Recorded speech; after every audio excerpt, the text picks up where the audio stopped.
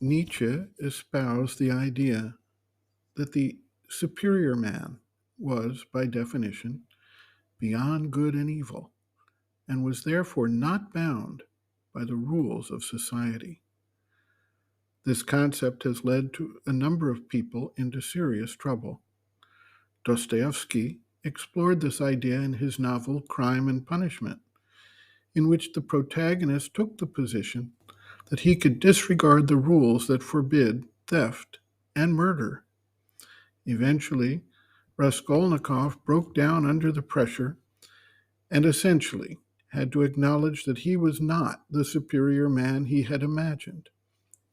What he did not recognize was that being beyond good and evil does not mean condoning, supporting, or carrying out mayhem on others.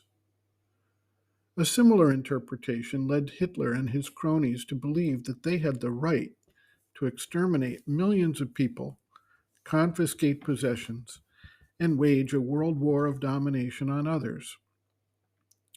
It is a common misconception that somehow one can acknowledge oneself as a superior man and thereby flaunt all the rules established by reason and disregard all questions of ethics or morality as established within human society. The arrogant spirit that underpins these manifestations is not limited to the Hitlers and other dictatorial spirits of the world, but also shows itself in every walk of life within the hearts of many who, by virtue of their wealth, their social standing, their reputation, their educational or career accomplishments, or simply because of the color of their skin or their gender or other superficial characteristics, feel themselves to be superior to others and thereby in a position to dominate, control, and overpower others, while at the same time granting themselves a freedom that is in fact licensed to commit any number of heinous acts. The mother writes, quote, "One can be free only by soaring to the heights, high above human passions. Only when one has achieved a higher, selfless freedom and done away with all desires and impulses does one have the right to be free. But neither should people who are very reasonable, very moral according to ordinary social laws, think themselves wise, for their wisdom is an illusion and holds no profound truth. One who would break the law must be above the law.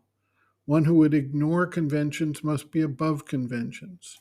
One who would despise all rules must be above all rules.